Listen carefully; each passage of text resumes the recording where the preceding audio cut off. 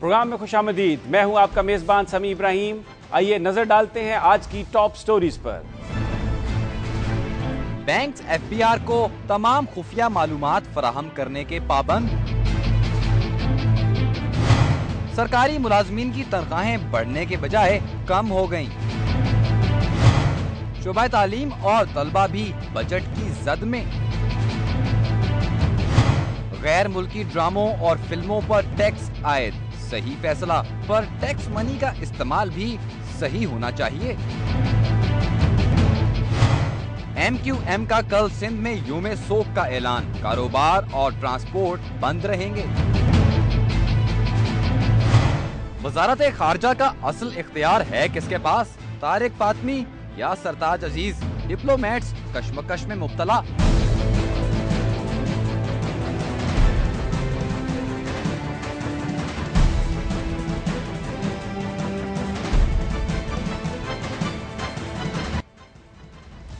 हुकूमत बजट को मुतवाजन करार दे रही है। वफाकी वजीर खजाना इसहाक डार का कहना है कि जो इक्तिसादी हालात हैं उनमें इससे बेहतर बजट वो पेश नहीं कर सकते थे और सख्त इकदाम की वजह से मईशत को बेहतरी की तरफ डालना है।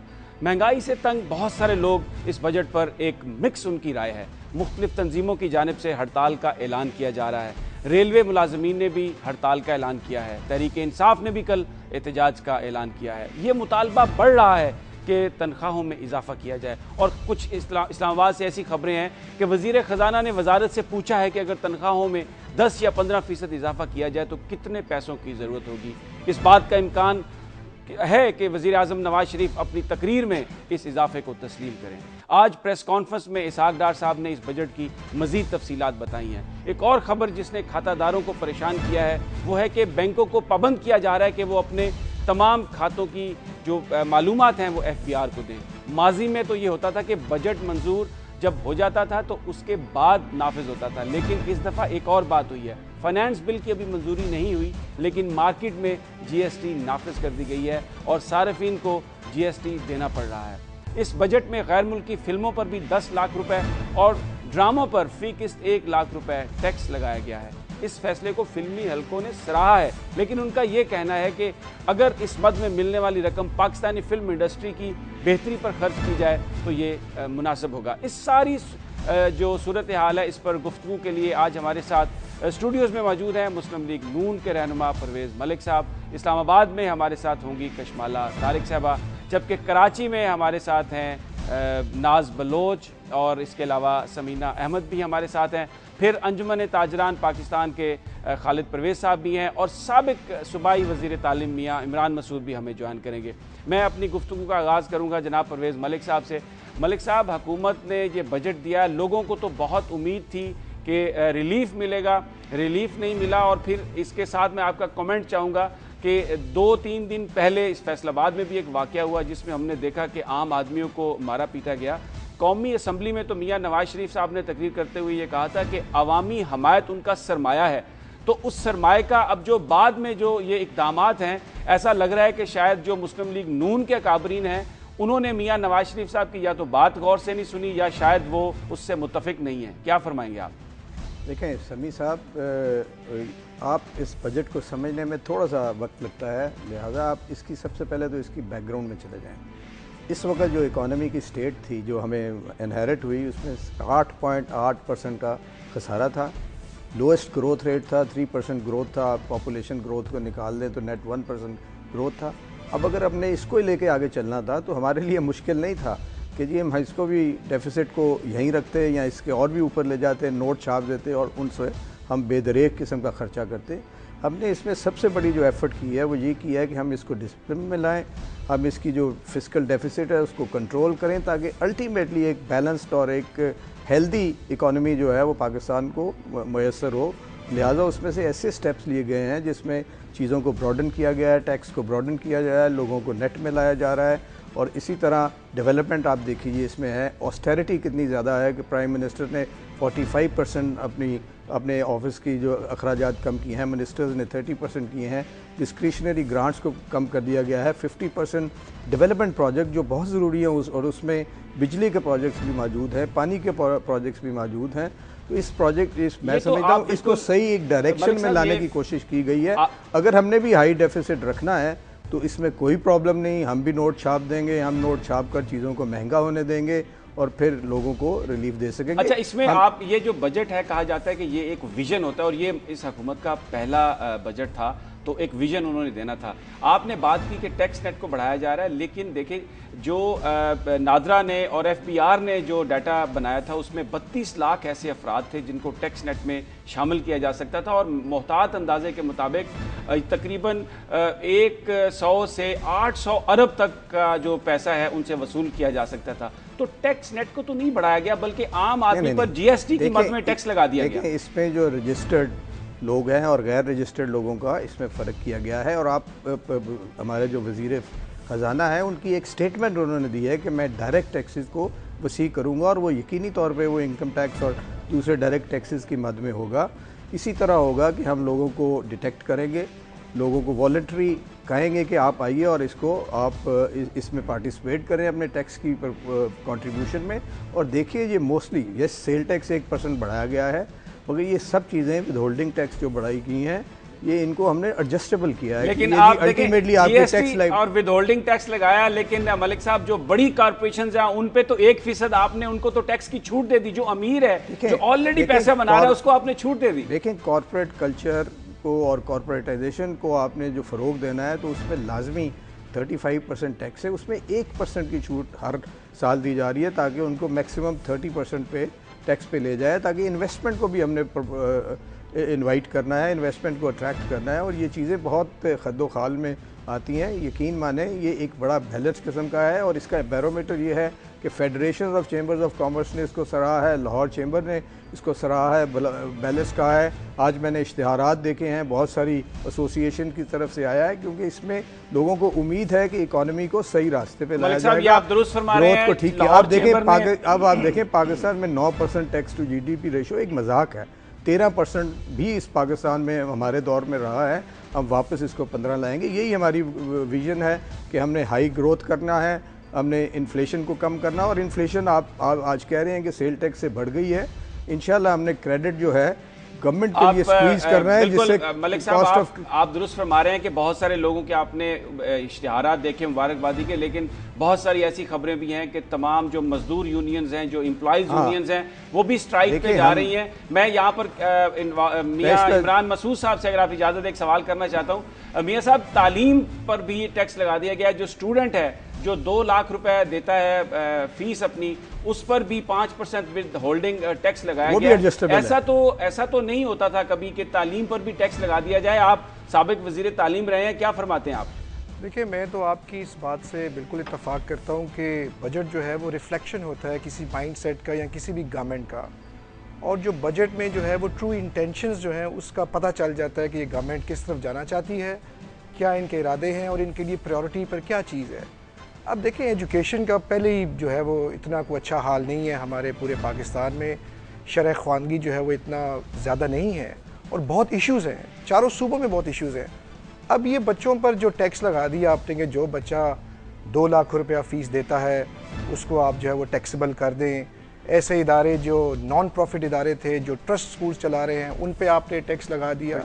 आप जाके देखें पूरे लाहौर में इस वक्त जो है वो LDA ने उधम मचा के रखा हुआ है। लोगों के उन्होंने कारोबारों पर, इन इदारों पर, तालीमी इदारों पर और कई ऐसे इदारे हैं उनको जाके सील कर दिया है। तो इससे जो है ये कोई आप बेहतरी नहीं कर रहे हैं, ना ही आप कोई सर्विस दे रहे हैं किसी भी आवाम को या किसी भी इदारे की आप बेहतरी के लिए कर रहे हैं। मियाँ साहब हमारे साथ ही रहिए, परवेज़ मलिक साहब भी साथ हैं, दूसरे मेहमान भी हमारे साथ हैं। यहाँ पर वक्त हुआ एक ब्रेक का, ब्रेक के बाद हम इस गुफ्तगू को जारी रखेंगे, हमारे साथ रहिए।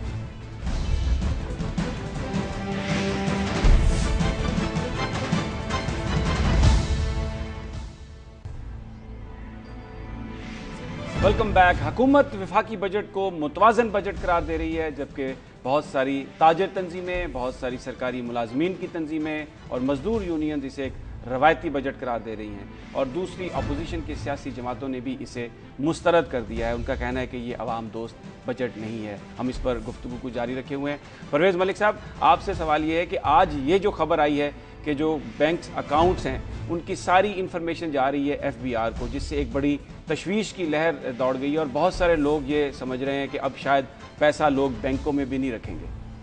समी भाई, इससे पहले मैं मियां इमरान मसूद की बात का जवाब देना चाहूँगा। जी जी। एक बड़े समझदार पार्लियामेंटेरियन है, मैं इनका बड़ा रिगार्ड करता हूँ, मगर ये इस चीज़ को मिस इंटरप्रेट कर रहे हैं। 2 लाख की फ़ीस के स्कूल को जो टैक्स लगा है 5%, वो स्कूल को टैक्स नहीं लगा, वो बच्चों के वालिदैन उस टैक्स को जमा कराएंगे। और वो मैं समझता हूँ कि जो 2 लाख साल का एक बच्चे पे दे सकते हैं, उनकी अपनी इनकम टैक्सेबल होगी और ये उससे मिन्हा हो जाएगा। So there will be no further tax on this. ये टैक्स जो है उसमें से मिन्हा होकर होगा। दूसरा, इन्होंने एलडीए पे एलिगेशन लगाया है। खुदाया, एलडीए की कोई ज़रूरत नहीं है कि ऐसा काम करे और प्रॉपर्टीज़ को सील करे। अगर वहाँ स्कूल खुले हैं और उनको इजाज़त नहीं है कि वो कमर्शियल एक्टिविटी करें, तो yes, we have to act according to law, और उसके मुताबिक हुआ है। अब आपकी बात को आते हुए मैं आपको ये कह रहा हूँ कि मैंने इसकी डिटेल नहीं पढ़ी, मगर मैं आपको ये यकीन कराता हूँ कि जो सीक्रेसी एक्ट है, जो सीक्रेसी हमारी इंस्ट्रक्शंस एंड लॉ है, वो प्रोविजंस बिल्कुल फॉलो होंगी। और प्रॉबेबली इन एक्सट्रीम केसेस में प्रॉबेबली ये जो किया जाएगा, इसमें बजट में ऐसी कोई बात नहीं थी जिसमें इसको रिफ्लेक्ट किया गया। मैं यहाँ पर मैं चलता हूँ कराची। हमारे पास नाज बलोच साहबा हैं। अस्सलाम वालेकुम नाज साहबा। वालेकुम अस्सलाम। ये बयान फरमाइएगा कि तहरीक इंसाफ ने इस बजट को रिजेक्ट भी किया है और ये कहा है कि कल वो एहतजाज भी करेंगे। कुछ हमें बताइएगा कि किस किस्म का आपका एहतजाज होगा और कहां तक आप एहतजाज करेंगे। देखिए, पहली बात तो मैं कह दूं कि ये जो बजट कल अनाउंस जो पेशकश की गई है बजट की, ये बजट डायरेक्टली इसमें सारा का सारा जो बोझ है वो सेल्स टैक्स और इनडायरेक्ट टैक्स के थ्रू गरीब आवाम पे मुंतकिल किया गया है, ये लाद दिया गया है। बहुत ही अच्छा होता कि ये दूसरी जमातों से ज़रा सीखते। जिस तरह पाकिस्तान तहरीक इंसाफ ने इलेक्शन से पहले ही अपने तमाम रिफॉर्म्स और पॉलिसीज़ डिफ़ाइन करके पहले ही हमने पब्लिश कर दी थी, क्योंकि इनको पता था कि बजट अनाउंस होने वाला है। कोई गैब से अचानक से इनको इल्हाम नाजिल नहीं हुआ था एक दिन पहले। Everybody knew. इनकी प्रिपरेशंस कितनी वीक थी वो आज साबित हो गया। पहले तो मैं करेक्शन करती चलूँ, जो यहाँ पे नून लीग के जो नुमाइंदे बैठे हुए हैं वो अभी कह रहे थे कि 2 लाख रुपए जो स्टूडेंट्स के ऊपर जो फीस होगी तो उस पर टैक्स लाद दिया गया है, तो वो पेरेंट्स देंगे।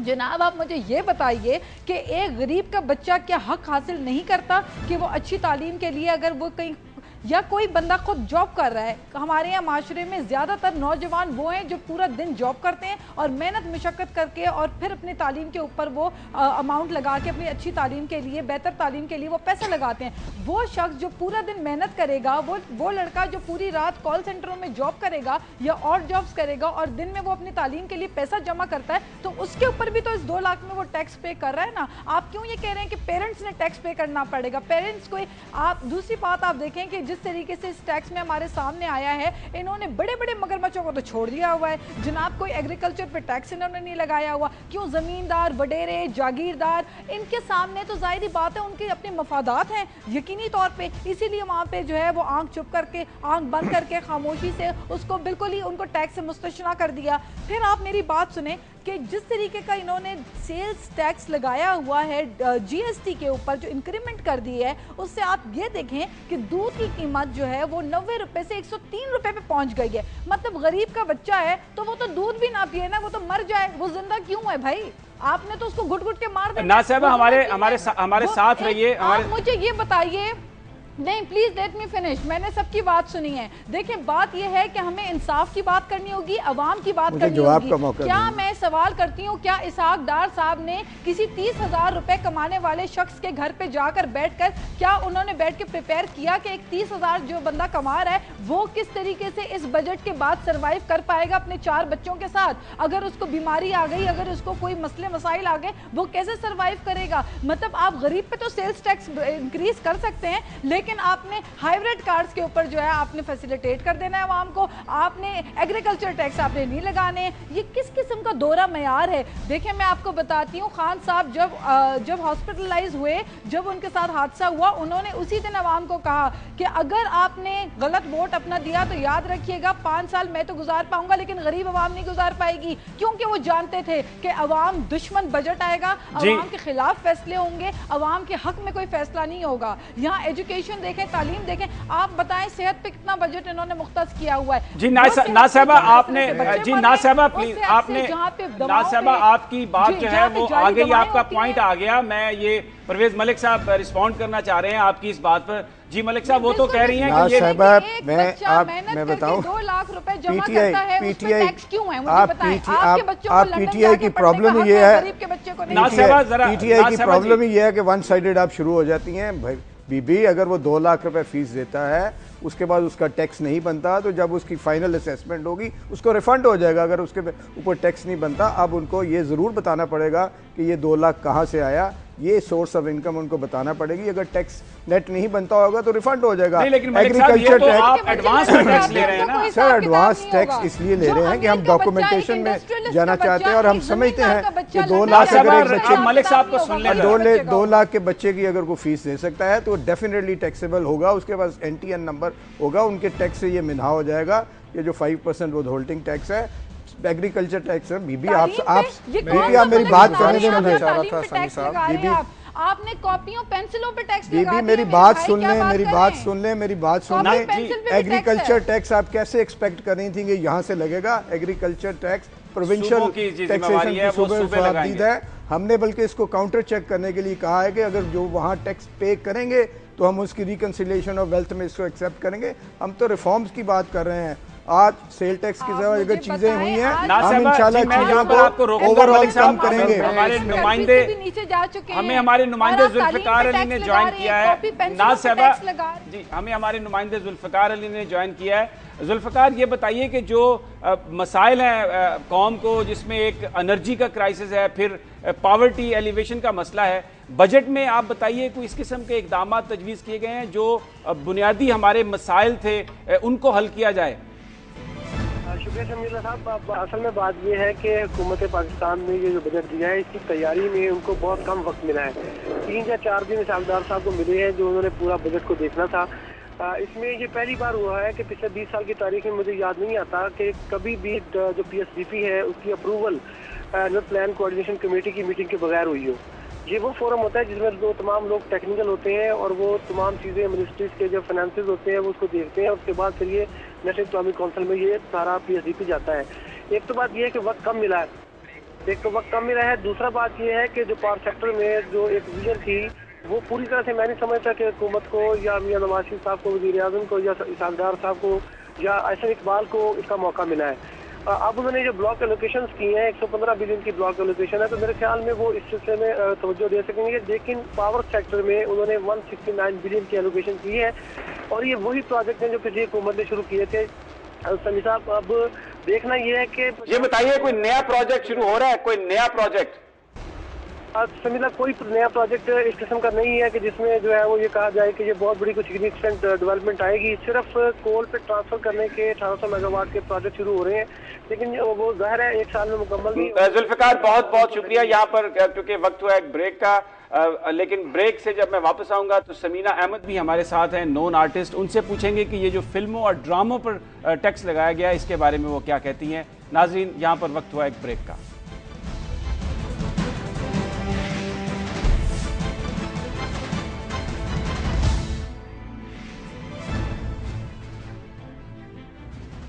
Welcome back. बजट पर बहस जारी है। हमारे साथ मौजूद हैं परवेज़ मलिक, नाज बलोच साहबा, खालिद परवेज़ साहब, और इसके साथ हैं जनाब इमरान मसूद साहब। मैं समीना साहबा से बात करता हूँ, कराची में है। समीना अहमद, इस बजट में जो गैर मुल्की फिल्में हैं उन पर 10 लाख रुपए का टैक्स लगाया गया है, और ड्रामों की एक किस्त पर 1 लाख रुपए। ये एक डिमांड भी थी यहाँ पर कि जो लोकल फिल्म इंडस्ट्री है, ड्रामा इंडस्ट्री है, उसको सपोर्ट देने के लिए इन पर पाबंदी का मुतालबा किया जा रहा था। अब टैक्स लगाया गया। कुछ हल्के ये कहते हैं कि ये जो पैसे हासिल होंगे उनको पाकिस्तान में फिल्म इंडस्ट्री की रिवाइवल के लिए खर्च किया जाए। क्या कहती हैं आप? जी बिल्कुल, मेरा ये ख्याल है कि ये बहुत अच्छा कदम उठाया है इस गवर्नमेंट ने। बहुत आते ही इनको ख्याल ये रहा और इन्होंने बहुत सोचा कि फ़नकारों के साथ क्या हो रहा है, और ये जो यलगार थी फॉरेन ड्रामे की इतनी ज़्यादा, और जो कि फैमिली व्यूइंग टाइम में हो रहा था, उसको रोकने के लिए बहुत ज़रूरी था कि इनके ऊपर टैक्स लगाया जाए ताकि ये शायद कुछ कम हो जाएं। हमारी अभी भी ये ख्वाहिश है कि ये ड्रामे जो इतने ज़्यादा गैर मुल्की यहाँ पर आ रहे हैं, जिससे हमारे अपनी इंडस्ट्री को नुकसान हो रहा है। हमारे लोग, टेक्नीशियंस, एक्टर्स, राइटर्स जो हैं वो बेरोज़गारी की तरफ जा रहे हैं। ये एक हमारा सेक्टर ऐसा है जो ग्रोथ की तरफ था, मगर उसको गैर मुल्की ड्रामों के आने से उसको एक धचका लगा है और वहाँ पर ग्रोथ स्लो हो गई।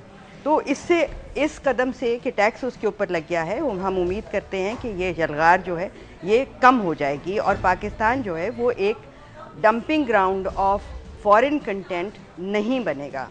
समीना साहब हमारे साथ ही रहिए। इंडस्ट्री का जी हमारे साथ ही रहिए। मैं खालिद परवेज साहब हमारे साथ मौजूद हैं, अंजुमन ताजरान पाकिस्तान के। इनसे मैं बात करना चाहूँगा। आपने पहले गुफ्तगू सुनी खालिद साहब, ये बयान फरमाइए कि हुकूमत जो इकॉनमी को डॉक्यूमेंट करने की कोशिश कर रही है, जिसमें ये विद होल्डिंग टैक्स लगाया गया है और ये कहा गया है कि डॉक्यूमेंट किया जाएगा, इस पर ताजर हजरात क्या कहते हैं? बिस्मिल्लाहिर्रहमानिर्रहीम। सबसे पहले तो आपकी खैर हो, इस मुल्क की खैर हो, इस मुल्क की गरीब आवाम की खैर हो। ये बजट जो है ये जल्दी में ज़रा बताएं। और मियाँ साहब 75% पाकिस्तान की गरीब आवाम को भूल गए हैं, इसमें जल्दी में बनाए इसलिए भूल गए हैं। तो इसमें असरात जो पड़ेंगे, मैं वाजे करना चाहता हूँ कि इस मुल्क के सरमायादार को कोई फ़र्क नहीं पड़ेगा। जितने भी असरात पड़ेंगे, जो ज़मीन पर बैठा हुआ है, जो पिस रहा है, उसको असरात पड़ेंगे, वही इसमें सारा सफ़र करेगा। और इसमें मैं तो फिर खैर मानता हूँ, इस मुल्क की खैर हो। और इसमें तालीम के दरवाजे, जो किसी भी मुल्क की रीढ़ की हड्डी है, वो एनर्जी से भी ज़्यादा अहम है, वो हर चीज़ से ज़्यादा अहम है, वो खाने पीने से भी ज़्यादा। हर आदमी की ख्वाहिश है मेरा बच्चा तालीम हासिल करे, आगे बढ़े। उससे कलम, दुआत और कापी छीन ली गई है। इसमें पाकिस्तान की तारीख में पहली दफ़ा तालीम पर टैक्स लगा और ऐसी जमहूरी हुकूमत ने एक ऐसा बिना सोचे समझे इस पर मुशावरत नहीं की गई, मैं समझता हूँ। वरना मियाँ साहब ऐसा काम कभी ना करते कि तालीम पर टैक्स, बल्कि कुरान पाक पर भी टैक्स लग गया। फिर 1% जो इन्होंने बढ़ाया वो पेपर पर भी 17% हो गया। उस सारे पैसे किसने अदा करने हैं? उस बच्चे ने जो गरीब ज़मीन पर बैठा हुआ है, जो तरस रहा है खाने के लिए भी। उस सारा जो इस वक्त बोझ है, मैं समझता हूँ किसी सरमायादार या वडेरे पर नहीं पड़ेगा। ये जितना भी बोझ है गरीब आदमी पर पड़ेगा। और इससे अच्छा खालिद साहब, आप खालिद साहब आप पाकिस्तान में इस दफा 10 साल से पिस रही है पाकिस्तान की ताजर बरादरी। साहब इसमें मैं कुछ कहना चाहता हूं। जी इमरान साहब, जी आप फरमाइए। जी देखिए सर, मेरी गुजारिश ये है कि हर कोई हुकूमत जो है वो नेक नीति के साथ कोई ना कोई फ़ैसला करती है, लेकिन जिस तरीके से अभी शोबिज़ में और फिल्म इंडस्ट्री के पर एक टैक्स लगाया और एजुकेशन पर लगा दी, तो बेहतर होता अगर इन लोगों को बुलाकर इनसे मशवरा कर लिया जाता। एजुकेशन सेक्टर के जो प्राइवेट इंस्टीट्यूशंस हैं उनको बुलाकर मशवरा कर लिया जाता कि भाई बताइए, मुल्क के हालात बड़े ख़राब हैं, हम क्या ऐसा कदम उठाएं जिससे बच्चों पर जो कोई असर ना पड़े। अब देखिए, जो एडजस्टेबल टैक्स की जो बात कर रहे हैं मलिक साहब, मेरे बड़े भाई हैं, बात उनकी ठीक है एक लिहाज से, लेकिन जो डायरेक्ट इम्पैक्ट जो है वो बच्चे पे आता है। बच्चा दूध घर से पी के आता है, वो महंगा हो गया, रिक्शे पे जाता है, उसका किराया महंगा हो गया, कॉपियाँ पेंसिलें जो ख़रीदता है उस पर टैक्स लग गया, जिस स्कूल जाता है उस पर टैक्स लग गया, उस पर विद होल्डिंग टैक्स लग गया। आप मालिकान जो स्कूल के उनसे भी टैक्स ले रहे हैं, आप पेरेंट्स से भी टैक्स ले रहे हैं। तो बात यह है कि अगर आपने ऑस्टेरिटी का नारा लगाया है, तो मैं ये चाहूँगा कि ऑस्टेरिटी के साथ आप सिंसियरिटी का भी नारा लगाएं, उसके बाद एफिशिएंसी का भी नारा लगाएं और रिजल्ट बेस्ड आप ये खालिद परवेज मलिक साहब रिस्पॉन्ड करना चाहते हैं। मलिक साहब ये जरा खास तौर पर मियां साहब आप क्यों भूल रहे हैं? 2 लाख टैक्स मतलब है कि 20,000 रुपये महीने के स्कूल जो वो फीस लेता है वो कितने होंगे? आज हमने गरीब को ट्यूशन फीस फ्री है, पब्लिक स्कूल में आप चले जाएं, वो कह रहे हैं कापी किताब फ्री हो, महंगी हो जाएगी। कापी किताब हम फ्री देते हैं बच्चों को, जो गरीब बच्चे हैं पब्लिक स्कूल्स में। ऐसी कोई बात नहीं है। ये टैक्स जो हमने किया है कि आप चाहते हैं कि 62 रुपये का डॉलर 100 रुपये पे, फिर दोबारा हम उसको 150 पे ले जाएं ताकि महंगाई का तूफान आ जाए। हम एक बेहतर स्टेबल इकोनॉमिक सिस्टम में जाना चाहते हैं। हमारा मंशूर मौजूद है, आपने कहा हमने होमवर्क नहीं किया, हमारे मंशूर में एक चीज़ मौजूद है, उसके हमने ये दिया है। हम इसको एक बैलेंस्ड और एक सॉलिड किस्म का इकोनॉमिक सिस्टम देना चाहते हैं जिससे अल्टीमेटली महंगाई कम होगी। मलिक साहब, मैं आपसे थोड़ा सा जब आप क्रेडिट अवेलेबल लेंगे, आपके कॉस्ट जो इंटरेस्ट कॉस्ट है कहाँ तक पहुँच चुकी है। ये चीज़ें आज कर्जे जात हैं 2.5 गुना कर्जा जात पिछले 5 साल में हुए। हम मज़ीद कर्जा नहीं लेना चाहते हैं, हम आहिस्ता आहिस्ता सर्विस करना चाहते हैं। हमारी स्पिरिट को अप्रिशिएट करें। हमने ऑस्टेरिटी की तरफ चले गए हैं, कुर्बानियों की तरफ चले गए हैं। यूथ के लिए हमने कितना बड़ा किया, आपने कहा एजुकेशन के लिए नहीं किया, वो प्रोविंशियल सब्जेक्ट है, मगर इसमें भी देख लें डबल हो चुका है बजट। हायर एजुकेशन कमीशन जो आप भी चाहते थे, हमने उसको कितना इसमें सपोर्ट किया है।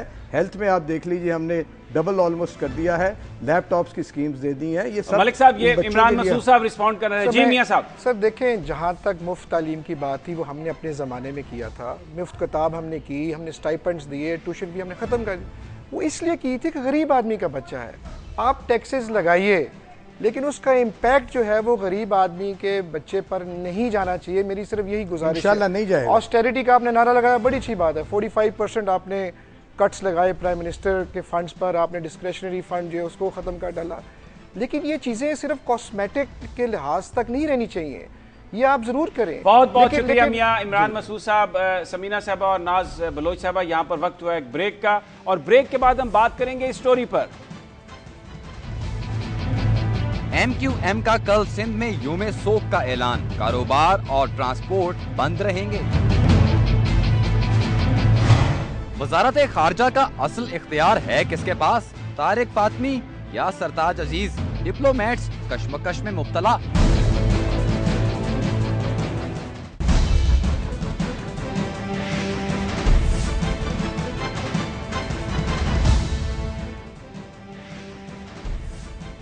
MQM ने अपने कारकुनों के अगवा और कत्ल के खिलाफ कल सिंध में एक बार फिर यौम सोग मनाने का ऐलान किया है। कल ट्रांसपोर्ट और मार्केटें बंद रहेंगी।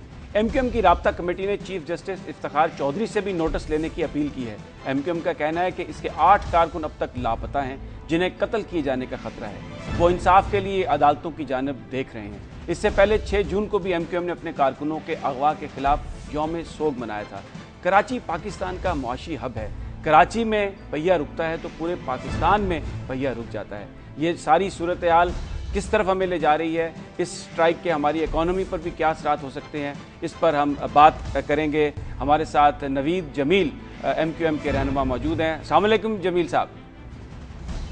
जी वालेकुम सलाम। ठीक है, आप खैरियत से हैं? जी नवीद साहब, हम तो खैरियत से हैं। कराची से खबरें जो हैं उसमें आपकी पार्टी के कारकुन अगवा भी किए जा रहे हैं और आप उनको कत्ल भी किया जा रहा है। कल आपने यौम सोग भी मनाने का ऐलान किया है। ये बयान फरमाइएगा कि आगे आपकी क्या स्ट्रेटजी होगी? क्या आप जो सिंध की हुकूमत है उससे भी गुफ्तगू कर रहे हैं इस हवाले से?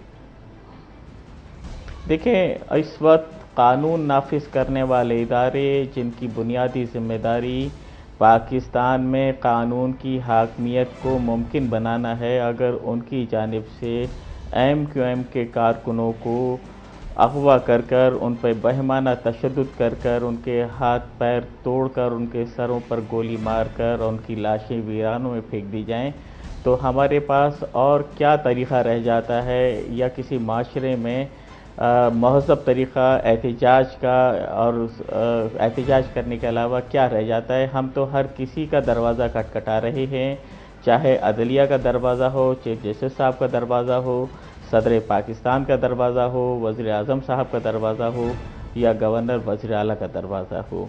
हम हर दरवाज़ा खटखटा रहे हैं कि खुदारा पाकिस्तान बनाने वालों की औलादों पर रहम करें, उनके साथ ऐसा सलूक ना करें कि उन्हें यह एहसास हो कि उनके घर उनके बुज़ुर्गों ने ये क्या काम। नवीद साहब, ये बयान फरमाइएगा कि ये कौन लोग हैं जो अगवा कर रहे हैं? क्या आप जो पाकिस्तान की सिक्योरिटी एजेंसीज हैं उन पर आप इल्ज़ाम लगाते हैं, या ये कोई मुखालिफ सियासी धड़ा है, या ऐसे लोग हैं जिनको आप भी आइडेंटिफाई नहीं कर सके अभी तक?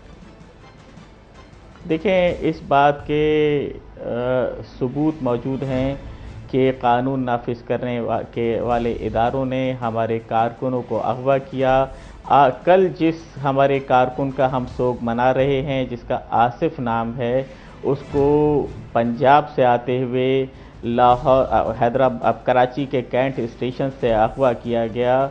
उसकी पिटीशन हाई कोर्ट में ज़ेर समात है और ये वाक़या 20 अप्रैल का है। 2 महीने बाद आज वीराने में उसकी लाश मिली, जिसके सर पर गोली मारी हुई थी, और उसके थंब इम्प्रेशन लेने के लिए उसके अंगूठों पे स्याही का निशान था। इसका मतलब यह है कि उसको मरने से पहले पता नहीं किन बयानात के ऊपर उससे अंगूठे लगवाए गए हैं। और ये पहला वाक़या नहीं है, सिर्फ इन चंद दिनों के अंदर ये इस किस्म का कानून नाफिज करने वाले इदारों की तरफ से ये चौथा वाक़या है। एक वाक़या हमारे एक और कारकुन का हुआ कि उसे घर से नवीद साहब, ये आप बड़ी जो आप बयान फरमा रहे हैं, बड़ी खौफनाक सिचुएशन है कि अगर कानून नाफिज करने वाले इदारे इस तरह की कत्लो गारत में इन्वॉल्व हों तो ये बहुत बड़ी एक तशवीशनाक बात है। ये बयान फरमाइएगा कि इस वक्त जो सिंध में गवर्नर हैं उनका ताल्लुक तो आपकी जमात से है, भले वो वफाक के नुमाइंदे हैं, तो क्या इस सारी सूरत हाल में वो अपना किरदार अदा नहीं कर रहे? देखिए, गवर्नर होते हैं, उनका किसी सियासी जमात से ताल्लुक़ नहीं होता। हम जिस तरह सदर पाकिस्तान से अपील कर रहे हैं, जिस तरह हम वज़ीर आज़म से अपील कर रहे हैं, इसी तरह हम गवर्नर और वज़ीर आला से अब भी अपील कर रहे हैं कि खुदारा MQM के साथ ये बर्ताव नहीं किया जाए। कल तक हमारे जो एजेंसीज़ की जानिब से उठाए हुए गुमशुदा लोगों की तादाद 9 थी और आज वो 8 हो गई हैं। उनमें से एक जो हमारा कारकुन था वो अब इस दुनिया में नहीं रहा है। बहुत बहुत बाकी 8 शुक्रिया नवीद जमील साहब, जो बड़ी एक तशवीशनाक बात कह रहे हैं कि जो लोग उनके अगवा हुए MQM के, उनको कानून नाफिज करने वाली एजेंसियों ने अगवा किया था। अब एक और अहम जो मसला है उसकी जानिब आपकी तवज्जो दिलाते हैं, क्योंकि इस वक्त पाकिस्तान जो बैरूनी महाज पर उसको बड़े अहम चैलेंजेस का सामना है और शायद यही वजह थी कि मियाँ नवाज शरीफ साहब ने वजारत खारजा और वजारत दफा के अहम कलमदान अपने पास रखने का फैसला किया। मियाँ साहब ने सरताज अजीज़ साहब को मुशीर बराए खारजा अमूर और नेशनल सिक्योरिटी मुकर्रर किया, जबकि तारिक फातमी साहब को मुशीर बराए वजारत खारजा मुकर्रर किया था। इस वक्त सूरत हाल यह है कि इस्लामाबाद में वजारत खारजा के अफसरान शशोपंज में मुब्तला हैं कि किसके पास इख्तियार है और कौन वहाँ पर, जैसे कहा जाता है कि who is calling the shots. इस सारी सूरत हाल पर बात करने के लिए क्योंकि हमारे साथ इस वक्त मौजूद हैं परवेज़ मलिक साहब, मुस्लिम लीग नून के रहनुमा। मलिक साहब, ये एक बड़ा अहम मामला है और बड़ी एक एम्बैरेसिंग सिचुएशन हुई 3-4 दिन पहले जब जर्मन वज़ीर ख़ारजा आए हुए थे, तो जॉइंट एक प्रेस ब्रीफिंग में जाना था। ये नहीं फैसला हो पा रहा था कि इसमें सरताज अजीज़ साहब होंगे या इसमें फातमी साहब होंगे। एक बड़ी अजीब सूरत हाल, और फिर बड़ी अहम तकर्रियाँ होने वाली हैं एम्बेसडर्स की। वहाँ पर लोगों को नहीं पता कि कौन इस वक्त जो पाकिस्तान की खारजा पॉलिसी है उसको देख रहा है। देखें समी भाई, आपने खुद ही बात एक कर ली कि वज़ीर ख़ारजा का कलमदान मियाँ मोहम्मद नवाज शरीफ साहब एज़ प्राइम मिनिस्टर उनके पास है, सरताज अजीज़ साहब एडवाइज़र हैं और एक ये आइनी पोजीशन है, इसमें कोई बात नहीं। अब फातमी साहब इज़ नॉट एन एडवाइज़र, वो हैं special assistant to the prime minister, वो भी एक आइनी सूरत हाल है। सो ये वो वर्क देखेंगे जिसको जो फाइनेंस फॉरेन मिनिस्टर मियाँ मोहम्मद नवाज शरीफ साहब जिसको जो चीज़ एलोकेट करेंगे वो उस चीज़ को देखेंगे। वो अपनी मदद के लिए स्पेशल असिस्टेंट उन्होंने रखा है जो उनकी ऑफ़िस में, जिनका अपना ऑफिस होता है, और मुशीर शायद फॉरेन ऑफिस में बैठते होंगे क्योंकि उस पर अगर नेशनल सिक्योरिटी है तो वो भी प्राइम मिनिस्टर हाउस में बैठते हैं। सो ये प्राइम मिनिस्टर साहब ने नहीं, वो जो फातमी साहब हैं वो बैठते हैं वजारत खारजा में, जी जी, और जो सरताज अजीज़ साहब हैं वो PM सेक्रेटेरिएट में। जी जी, मैं समझता हूँ दोनों वहीं बैठना चाहिए क्योंकि PM के जो स्पेशल असिस्टेंट्स हैं वो हमेशा प्राइम मिनिस्टर हाउस में ही बैठते रहे हैं। शायद इस वक्त जगह छोड़ी हो या छोटे प्राइम मिनिस्टर हाउस में जाना हो, तो अब अगर ये इनको वो ड्यूटीज़ वो आदमी फंक्शन करेगा जो प्राइम मिनिस्टर साहब उनको असाइन करेंगे। अच्छा, ये तो आप दुरुस्त फरमा रहे हैं, आइडियल सिचुएशन है, लेकिन जो प्रैक्टिकल सिचुएशन है वो ये है क्योंकि ये दोनों बड़े सीनियर तजुर्बाकार सफारतकार हैं। और लेकिन एक चीज़ जो हकीकत है, माजी में जो पाकिस्तान की मुख्तलिफ जो पॉलिसीज़ थी उनके हवाले से इनके जो ख्यालात हैं उनमें तजादात भी किसी से छुपे हुए नहीं हैं। CTBT के मामले पर सरताज अजीज़ साहब जो थे उनका बड़ा एक नरम रवैया था,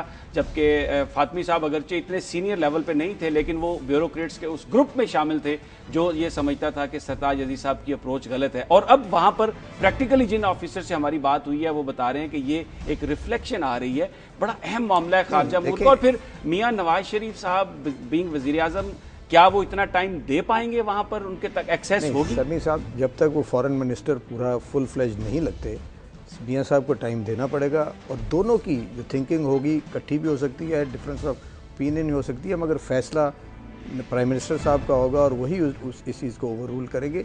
वो एडवाइस दे सकते हैं। फातमी साहब की background as a career diplomat बहुत डिस्टिंग्विश्ड है। सरताज अजीज़ साहब एक पॉलिटिकल रोल पे भी रहे हैं, उनकी अपनी एक थिंकिंग है। सो मैं समझता हूँ 2 वाइज आदमियों का मिलकर एक सेक्रेटेरिएट में होना और प्राइम मिनिस्टर उनको सुपरवाइज करें, तो इससे आइडियल आप पॉलिसी डायरेक्शंस ले सकते हैं। बहुत बहुत शुक्रिया परवेज़ मलिक साहब, जो कह रहे थे कि दोनों बड़े वाइज डिप्लोमेट हैं और दोनों वज़ीर आज़म को असिस्ट कर रहे हैं। असल इख्तियार वज़ीर आज़म साहब ही के पास है और जो फैसला होगा वो वज़ीर आज़म करेंगे। उनके ख्याल में मामलात जो हैं वो जब तक एक बाकायदा वज़ीर ख़ारजा का तकर्रुर नहीं हो जाता, ये दोनों हज़रात वज़ीर आज़म को असिस्ट करते रहेंगे और मामलात उनके नज़दीक बेहतर हैं। नाज़रीन, ये था आज का प्रोग्राम। कल आपसे मुलाकात होगी टॉप स्टोरीज़ और एनालिसिस के साथ। तब तक हमें इजाज़त दीजिए। अल्लाह हाफ़िज़।